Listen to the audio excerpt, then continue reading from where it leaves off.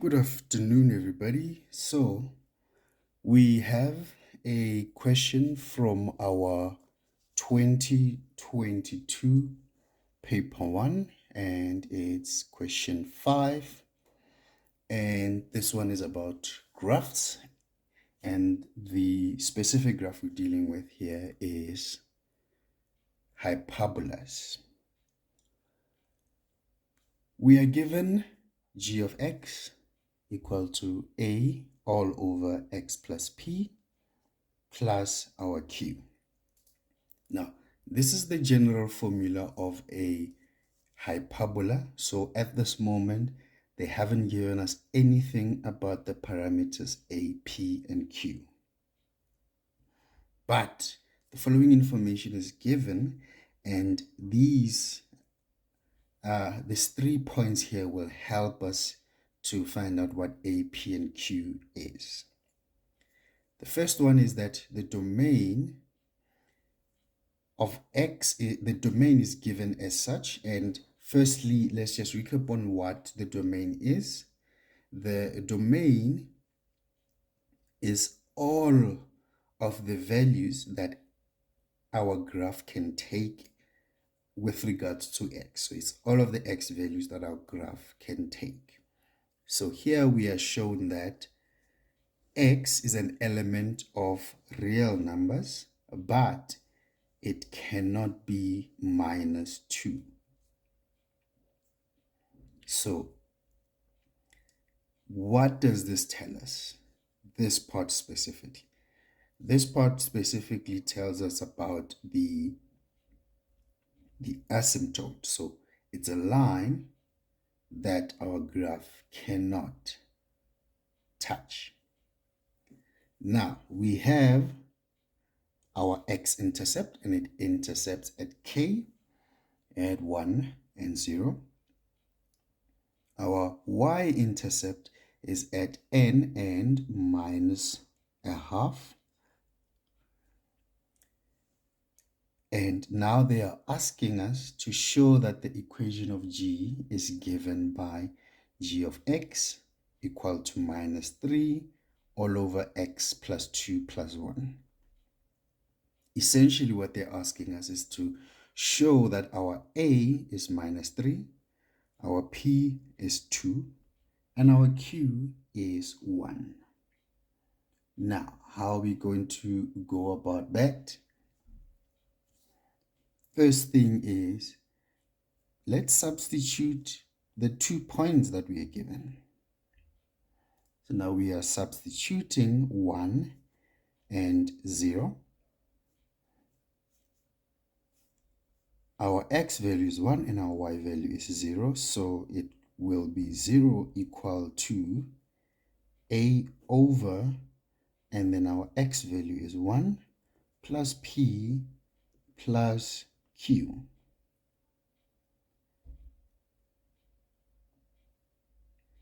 Now, I don't know if you recall what our p is. Our p is our asymptote. Is our asymptote. And our asymptote here we are given as p equal to minus 2. That comes from this line here where they tell us about the domain.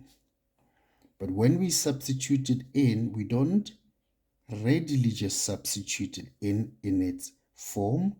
We say minus of that particular point. And here in this case is minus of minus 2. Then this plus the q. Then this then becomes a all over 3 plus q.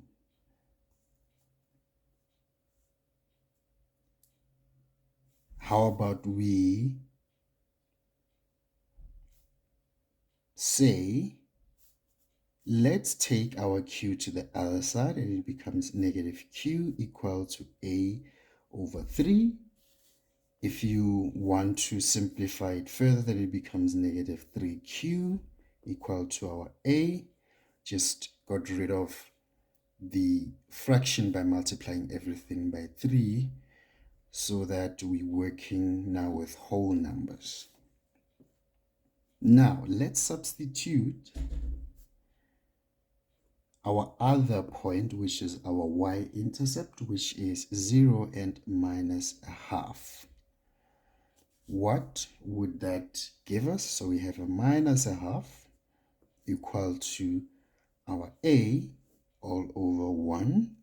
We've already solved what is underneath here. So our x, there is our 0. We already know what our plus p solves to, then it becomes plus 2, and then plus our q. Let's do a quick algebra solve there, then it becomes a over 2 plus q. If we solve this further, we are going to get, let's multiply everything by 2, so that we have minus 1 there, and we have our a, and then plus our 2q. Now, what is going to happen here is that we are going to do a simultaneous equation, a simultaneous solving. So what we can do from this point onwards, let's do it on a new sheet. What we can do from this point onwards is to say our two equations, which are negative 3q equal to a, let's that be our equation 1, minus 1 equal to a plus 2q, and that's our equation 2. So we have those two equations. So normally solving for equations using the simultaneous approach is normally in question number 1, where they ask you about algebra, but all of those algebra principles, they get to be used in almost all of the questions that will come after that. And this is for both paper 1 and paper 2. How about we say 1 minus 2?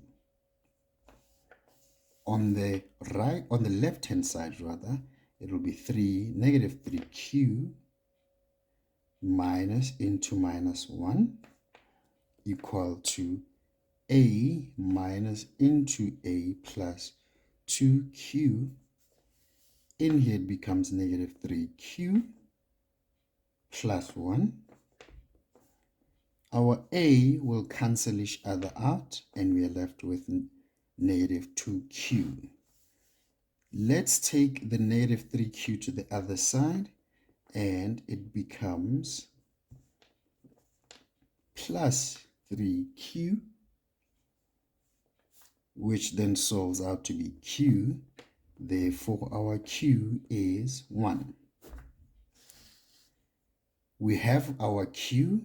Let's substitute q in our equation 1. Negative 3 into 1, this is our equation 1 there, equal to our a. Therefore, our a is minus 3. Now, when it comes to simultaneous equation, you could do this in any way that you feel comfortable. You could have went and said substitute equation 1 into 2, and here instead of writing a, you can just write it as minus 3 there, and then you continue from that point. So that is our a and our q. Therefore, our equation was given as g of x equal to a over x plus p plus q. We know what our a is. It's minus 3. Our p there gives us, apologies, there it becomes plus of 2, which is minus of minus 2, plus q is, which is our 1. Now, let's go and check if this is what the question was telling us to find. And it is negative 3 all over x plus 2 plus 1. Now, 5.2 says write down the range of G.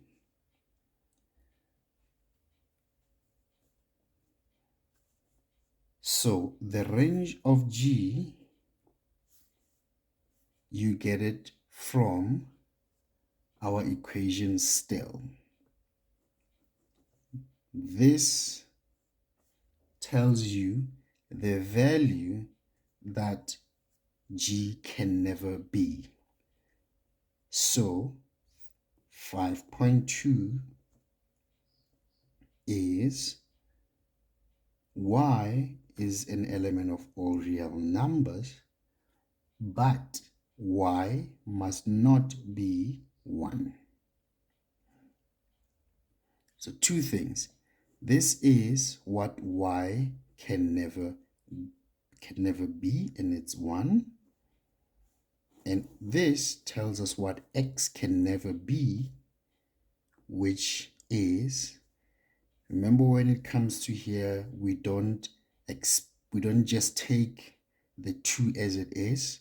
We have to then multiply that by negative 1. So we say minus 1 multiplied by what's there.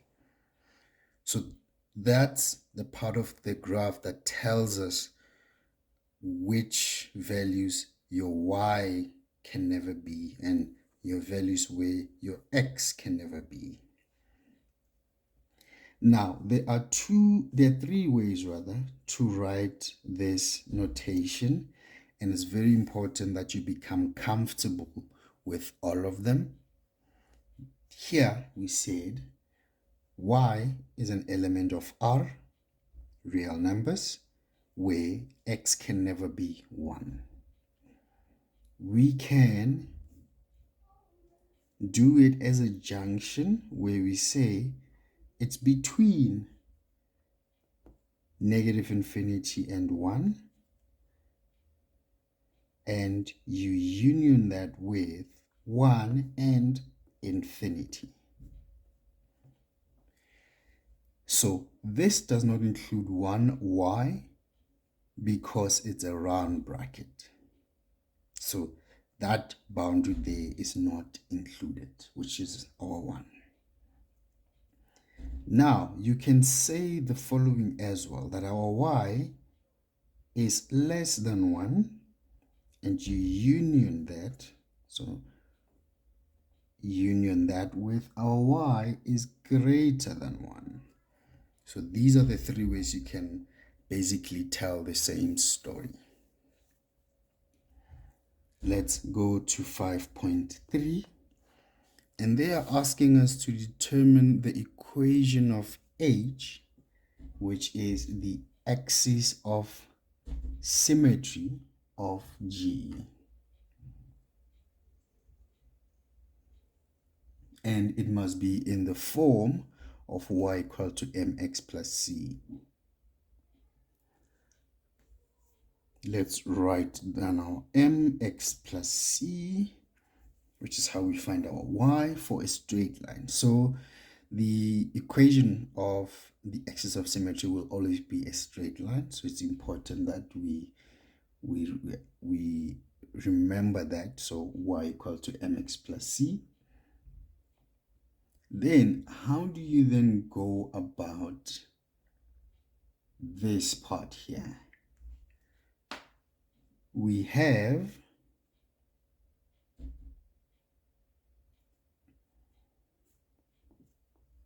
what we've just done here, which is very important. We are going to use it now, which is our values can never take in, our y value can never take in 1.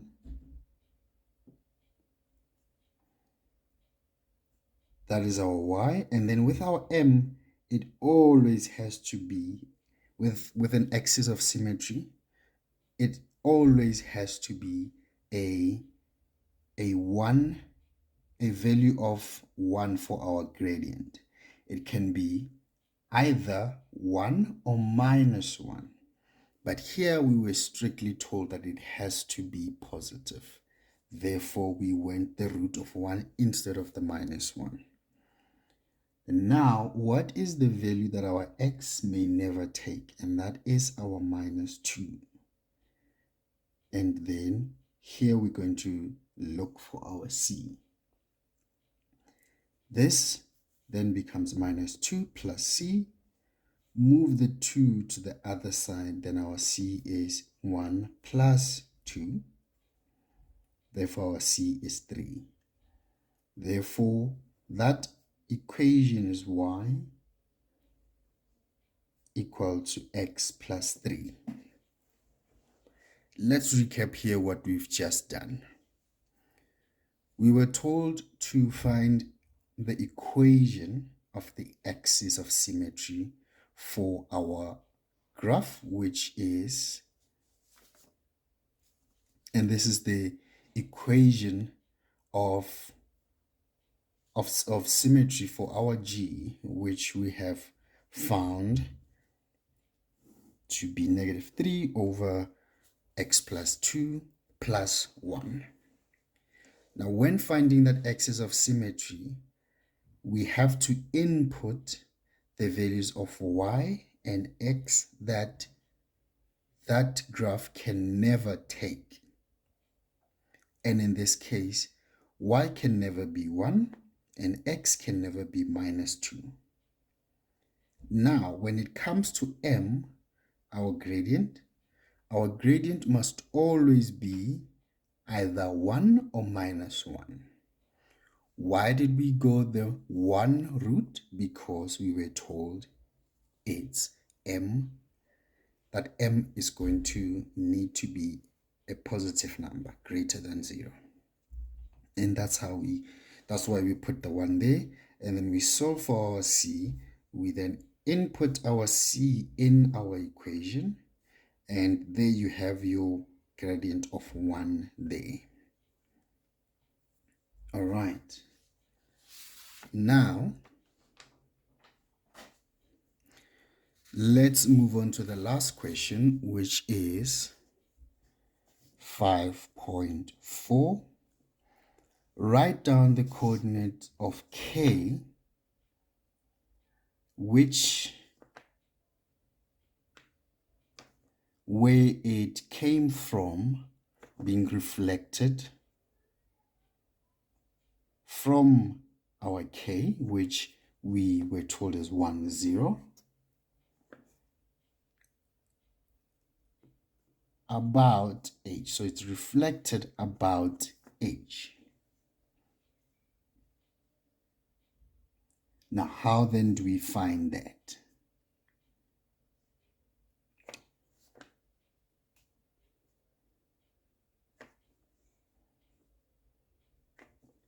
The value of our k will then be negative 3 and 4.